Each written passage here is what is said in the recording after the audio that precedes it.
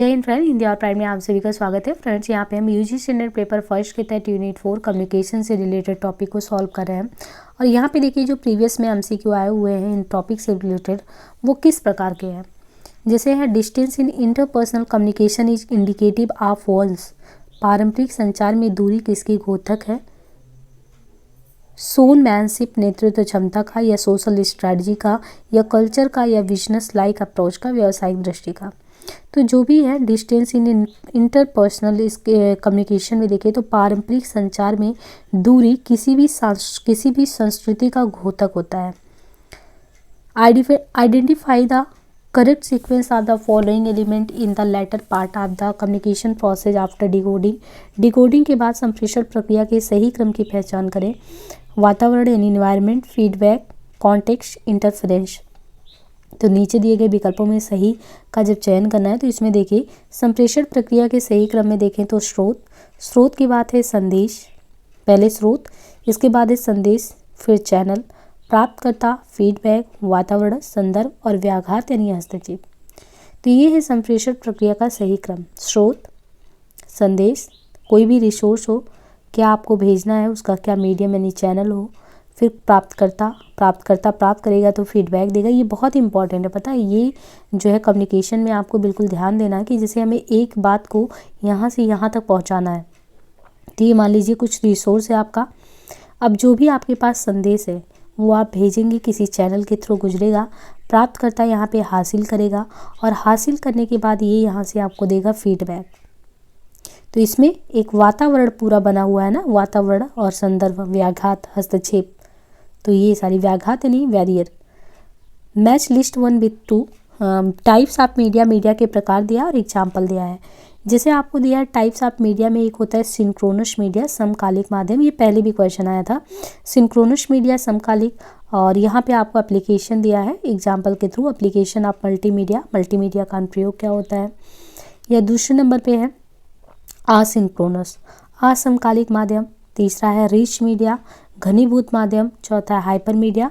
और यहाँ पे इंटरेक्टिव मल्टीमीडिया, ईमेल, टेलीफोन, है ना। और फिर चूज द करेक्ट आंसर आपको देखना है, इसमें सही से मिलाना है। तो जैसे देखिए समकालिक माध्यम दूरभाष है। असमकालिक यानी सिंक्रोनस माध्यम क्या है, दूरभाष हो गया। असमकालिक माध्यम ईमेल हो गया। घनीभूत माध्यम अंतरक्रियात्मक मल्टीमीडिया हो गया घनीभूत माध्यम। और अनुप्रयोग माध्यम हो गया मल्टीमीडिया का अनुप्रयोग। A good written communication will have, एक उत्तम लिखित संप्रेषण में होगी क्या चीज़ होगा, तो ये होगा प्रत्याशित प्रयोजन, एन इंटेंडेड पर्पज। एक उत्तम यानी एक गुड रिटन कम्युनिकेशन क्या होगा, एक अच्छा जो उत्तम लिखित संप्रेषण होगा उसमें होगा प्रत्याशित प्रयोजन। देखिए लिखित संप्रेषण एक अमौखिक संप्रेषण का प्रकार है। यानी जब हम लिख के कोई भी चीज़ कम्युनिकेट करते हैं तो ये मौखिक नहीं, मौखिक यानी बोलकर, अमौखिक यानी नहीं बोलकर। तो अमौखिक यानी जब हम कुछ लिख कर बातचीत कर रहे हैं तो वो कौन सा है, एक अमौखिक संप्रेषण का प्रकार है। और ये पढ़ने वाले और लिखने वाले के मध्य एक संबंध स्थापित करता है। ये स्वच्छ और समझने में आसान होना चाहिए। लिखित संप्रेषण संरक्षित विचारों के आधार पर होता है, अतः एक उत्तर लिखित संप्रेषण में प्रत्याशित प्रयोजन होगा। कम्युनिकेशन बिगिंस यूजुअली विद, संप्रेषण जो होता है वो आमतौर से किसके साथ शुरू होता है, कन्फ्यूज आइडियाज़ के साथ, सिमनेटिक नॉइस के साथ, ऑप्रेहेंशन के साथ या पिक्चर इन द माइंड के साथ। तो देखिए जब भी हम बातचीत करते हैं ना तो यूजुअली वो शुरू होता है मन मस्तिष्क में एक चित्र बनता है, उसके अकॉर्डिंग बातचीत हमारी शुरू होती है। तो संप्रेषण संदेश और सूचना के आदान प्रदान से कहीं व्यापक है, जहां केवल शब्दों के माध्यम के रूप में प्राथमिकता नहीं दी जाती बल्कि चेतना को भी महत्व दिया जाता है। अतः दिए गए प्रश्न के अनुसार संप्रेषण आमतौर पर मन मस्तिष्क में चित्र के साथ शुरू होता है। सूची 1 को 2 से सुमेलित करना है। यहाँ पे देखिए जैसे नॉन वर्बल कम्युनिकेशन, गैर मौखिक संप्रेषण, एक है लिसनिंग, श्रवण, एक है इम्पैथेटिक कन्वर्सेशन, तद अनुभूतिक वार्तालाप, एक है स्ट्रेस मैनेजमेंट थ्रू कम्युनिकेशन, है ना। तो यहाँ पे हमें सही से सुमेलित करना कौन किसके तहत आएगा। तो जैसे गैर मौखिक संप्रेषण, तो गैर मौखिक संप्रेषण ये व्यक्तिक संप्रेषण का अधिक स्थान लेता है। गैर मौखिक श्रवण यानी सुनना, ये संदेशों के अभ्यांतर में सहायक होता है श्रवण। तद अनुभूतिक वार्तालाप, ये दूसरों के दृष्टिकोण से वस्तुओं को देखता है। चौथा, संप्रेषण द्वारा प्रतिबल प्रबंधन किसी व्यक्ति के स्वयं के आत्मविश्वास को प्रदर्शित करता है। संप्रेषण द्वारा प्रतिबल प्रबंधन। In communication interpretation on the message depend upon, संचार में संदेश की व्याख्या किस चीज़ पर डिपेंड करती है। द कॉन्टेक्स्ट यानी संदर्भ पे, ट्रांसमिशन स्पीड पे, एसोसिएटेड नॉइस पे, या चैनल एफिशिएंसी, चैनल की क्षमता पर। तो in communication interpretation of the message depend on the context, संचार में संदेश की व्याख्या संदर्भ पर डिपेंड करती है। किसी भी कथन का संदर्भ ज्ञात ना हो तब उसकी व्याख्या नहीं की जा सकती है। What are the most prominent element in the management of communication in an educational institute? जो शैक्षणिक संस्थाएं हैं, शैक्षणिक संस्थाओं में संप्रेषण के प्रबंधन में कौन से सर्वाधिक प्रमुख तत्व हैं? What are the most prominent element in the management of communication in an educational institute? शैक्षणिक संस्थाओं में संप्रेषण के प्रबंधन में कौन से सर्वाधिक प्रमुख तत्व हैं? विरोधी विचारों को पार्श्वपति, साइड ट्रैकिंग करना, side tracking, oppositional views, structuring work roles, कार्य भूमिकाओं की रचना करना, commanding over colleague and students, keep other informed, guiding others whenever possible, जब भी संभव हो दूसरों का मार्गदर्शन करना। तो देखिए यहाँ पे संचार का प्रबंधन जो होता है, संचार का प्रबंधन एक शैक्षिक संस्थान में संचार की सभी प्रजातियों की योजना, इसके क्रियान्वयन, निगरानी और पुनरीक्षण के बारे में है। संचार का प्रबंधन एक शैक्षिक संस्थान में संचार की सभी प्रजातियों की योजना, इसके क्रियान्वयन, निगरानी और पुनरीक्षण के बारे में है। इसमें संचार के पहलुओं के रूप में संचार रणनीति, डिजाइन तथा सूचना के प्रवाह का प्रबंध शामिल है। अतः शैक्षिक संस्थाओं में संप्रेषण के प्रबंधन में निम्नलिखित सर्वाधिक प्रमुख तत्व हैं। कार्य भूमिकाओं की रचना करना, दूसरों को सूचना देना, जब भी संभव हो दूसरों का मार्गदर्शन करना। The sequence of element in linear model of communication, संप्रेषण के रैखिक प्रतिमान में घटकों का अनुक्रम क्या है? Message, decoder, encoder, medium, noise. तो देखिए यहाँ पे संप्रेषण के रैखिक प्रतिमान में घटकों के अनुक्रम में देखें तो कौन सा सही है? संप्रेषण के रैखिक प्रतिमान में घटकों का अनुक्रम है पहले संकेतक, संकेतक के बाद संदेश, इसके बाद है मीडियम यानी माध्यम, शोर और विसंकेतक। तो संकेतक है, फिर संदेश है, फिर मीडियम से होके गुजरेगा यहाँ पे नॉइस, नॉइस के बाद विसंकेतक। कम्युनिकेशन स्टिमुली यानी used to convey the message are known as, संदेशों को संप्रेषित करने के लिए प्रयुक्त किए गए संप्रेषण उद्दीपक को किस नाम से जाना जाता है? प्रक्रिया यानी प्रोसेस, चैनल, संवाहिका, कोड्स, पावर। तो देखिए जो संदेशों को संप्रेषित करने के लिए प्रयुक्त किए संप्रेषक हैं वो उद्दीपक कूट के नाम से जाने जाते हैं, उसको कोड कहते हैं, कूट। मैच लिस्ट 1 और 2, यहाँ पे टाइप्स ऑफ लिसनर्स दिया है, श्रोताओं का प्रकार, दूसरा कैरेक्टरिस्टिक। पहला दिया है पुअर लिसनर्स, अकुशल श्रोता, दूसरा है अग्रेसिव लिसनर, आक्रामक श्रोता, तीसरा है पैसिव लिसनर, निष्क्रिय श्रोता, और इसके बाद है सूडो इंटेलेक्चुअल, प्रतिभाषिक बौद्धिक। और यहाँ पे कैरेक्टरिस्टिक में है स्केयर अदर्स, दूसरों को डराते हैं, वक्ता से आसानी सहमत हो यानी easily agree with the speaker, listener to ideas, fidget repeatedly, बारंबार उचट जा रहा। तो यहाँ पे देखिए क्रमशः श्रोताओं का प्रकार और विशेषता दिया है अकुशल श्रोता। तो अकुशल श्रोता जो होता है वो बारंबार उचट जाता है।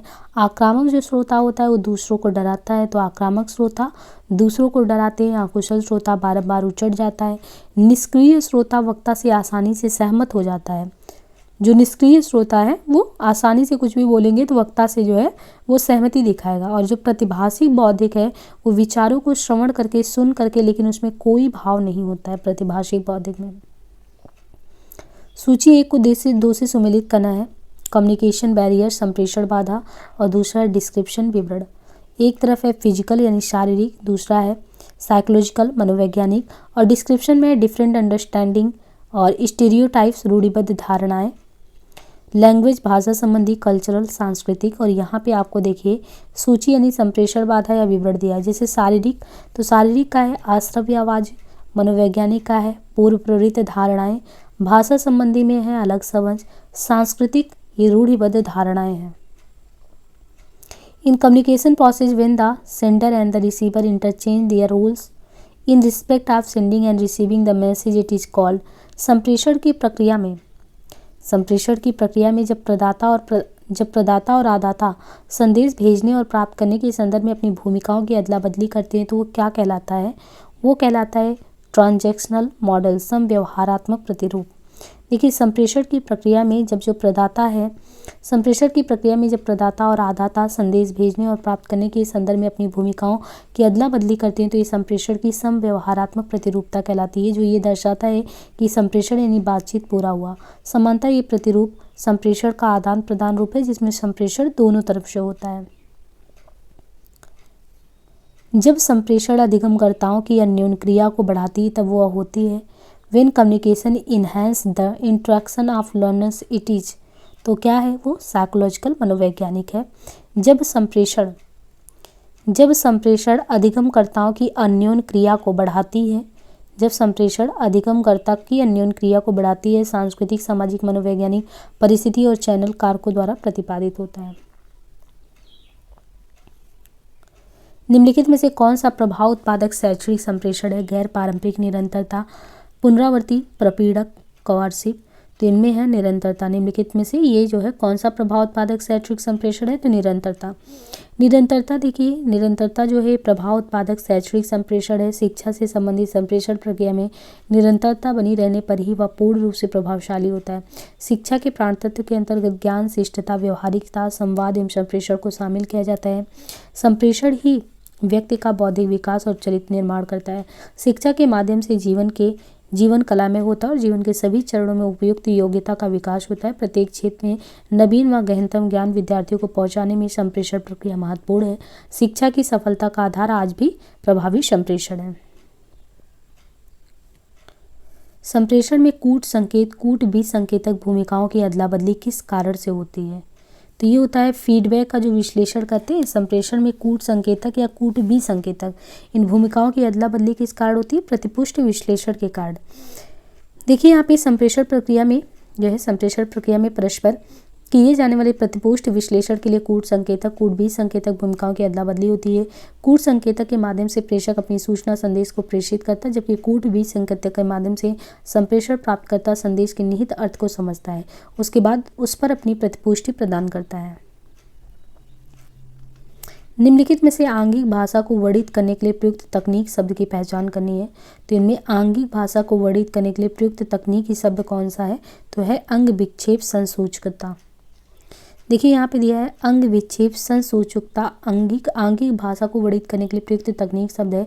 यह एक अशाब्दिक संचार कौशल का भाग है। अशाब्दिक संचार को आमतौर पे लोगों के बीच शब्दहीन संदेश भेजने और प्राप्त करने के माध्यम से संचार की प्रक्रिया के रूप में समझा जाता है। संदेश हाव भाव और स्पर्श के माध्यम से शरीर की भाषा या मुद्रा द्वारा चेहरे की अभिव्यक्ति और आंखों के संपर्क के माध्यम से संप्रेषित किया जा सकने वाला माध्यम है। अशाब्दिक संप्रेषण को भौतिक घातकीय के माध्यम से सूचित किया जाता है। अर्थ वस्तुएं या कलाकृतियां भाषा में आवाज़ की गुणवत्ता, दर, पिच, मात्रा और बोलने की शैली सहित पैरा लैंग्वेज के रूप में जाने जाने वाले अशाब्दिक तत्व होते हैं। साथ ही ताल, स्वर और तनाव जैसे अभियोगी विशेषताएं भी होती हैं। निम्नलिखित प्रकार के संचार को उनके विशेष उदाहरण के अनुसार सुमेलित करिए। संप्रेषण के प्रकार, विशेष उदाहरण। औपचारिक संचार, अनौपचारिक संचार, बाह्य संचार, आंतरिक संचार। और विशेष उदाहरण में दिया है सरकारी एजेंसियां, परिपत्र, ज्ञापन, समूह, श्रृंखला। तो देखिए, संप्रेषण के प्रकार का उनका विशेष उदाहरण के साथ मेल देखें तो औपचारिक संचार में ज्ञापन, अनौपचारिक संचार में समूह, श्रृंखला, बाह्य संचार में सरकारी एजेंसियां, आंतरिक संचार में परिपत्र। निम्नलिखित में से संप्रेषण की प्रक्रिया में फीडबैक के लाभ को चुनना है। इसमें फीडबैक का क्या मतलब होता है? यह विषय वस्तु को समझने में लाभकारी होता है, यह आदाता की कमियों का निदान करता है, यह संप्रेषण को स्पष्ट करता है। तो ये देखिए, संप्रेषण की प्रक्रिया में जो फीडबैक है, फीडबैक का लाभ ये है कि यह संप्रेषण को स्पष्ट करता है। संचार प्रक्रिया में जो फीडबैक है उस प्रक्रिया को कहते हैं जिसे प्रापक अभिव्यक्त तथा संचारक ग्रहण करता है। सामान्यतः संचार प्रक्रिया प्रारंभ होते ही प्रापक अपने चेहरे, शारीरिक गति तथा हाव भाव से प्रतिक्रिया व्यक्त करने लगता है, जिससे प्रापक का ध्यान केंद्रित होने से पता चलता है कि प्रापक संदेश में दिलचस्पी ले रहा है। चेहरे पर मुस्कुराहट होने से पता चलता है कि प्रापक संदेश में आत्मसंतोष महसूस कर रहा है। इस पर फेस टू फेस अभिव्यक्त की जाने वाली प्रतिक्रिया का आधार अंतःवैयक्तिक संचार है। फीडबैक को अति उत्तर या प्रतिपुष्ट भी कहते हैं। उपयुक्त व्याख्या से स्पष्ट है कि संचार की प्रक्रिया में फीडबैक का सबसे बड़ा लाभ यही है कि यह संप्रेषण को स्पष्ट करता है। तथ्यों के आधार पर फीडबैक मुख्यतः दो प्रकार के होते हैं, संदेशात्मक फीडबैक और स्व-उत्तरात्मक फीडबैक। नीचे अभिकथन ए और तर्ककार के रूप में दो कथन दिए गए। अभिकथन ए में औपचारिक शिक्षण में अनौपचारिक भाषा का प्रयोग संप्रेषण को जीवंत और आकर्षक बनाता है। दूसरा है शैक्षिक मर्यादा कक्ष परिवेश में अनौपचारिक भाषा के प्रयोग से बचने की मांग करती है। तो औपचारिक शिक्षण में जब फॉर्मल वे में टीचिंग कराई जा रही हो तो उसमें अनौपचारिक भाषा का प्रयोग संप्रेषण को जीवंत और आकर्षक बनाएगा। शैक्षिक मर्यादा कक्ष परिवेश में अनौपचारिक भाषा के प्रयोग से बचने की मांग करता है। तो यहाँ पे देखिए पहला असत्य किंतु दूसरा सत्य है। दिया गया अभिकथन ए कि औपचारिक शिक्षण हो रहा है, फॉर्मल वे में टीचिंग कराई जा रही है, लेकिन वहाँ पे आप लैंग्वेज जो प्रयोग में ला रहे हैं वो सतही तौर पे ऐसे ही जो आमतौर पे हम अपने घर परिवार में होते हैं वही प्रयोग कर रहे हैं। तो ये संप्रेषण को जीवंत और आकर्षक बनाता है, ये सही नहीं है। वहाँ पे आप फॉर्मल वे में है उसी में कम्युनिकेट करते तो ज़्यादा अच्छा होता। दूसरा, शैक्षिक मर्यादा कक्षा परिवेश में अनौपचारिक भाषा के प्रयोग से बचने की मांग करता है, ये सही है। तो इस तरीके से हमने यहाँ पे 20 क्वेश्चन इस टॉपिक से रिलेटेड देखा है। बाकी हम नेक्स्ट पार्ट में देखते हैं। डिस्क्रिप्शन लिंक्स फ्रेंड्स यहाँ पे प्रोवाइड किया गया है। डिस्क्रिप्शन लिंक में जाके आप टेलीग्राम से ऐड हों बराबर अपडेट के लिए। आज के लिए हम यहीं पे समाप्त करते हैं, मिलते हैं नेक्स्ट सेशन में। धन्यवाद।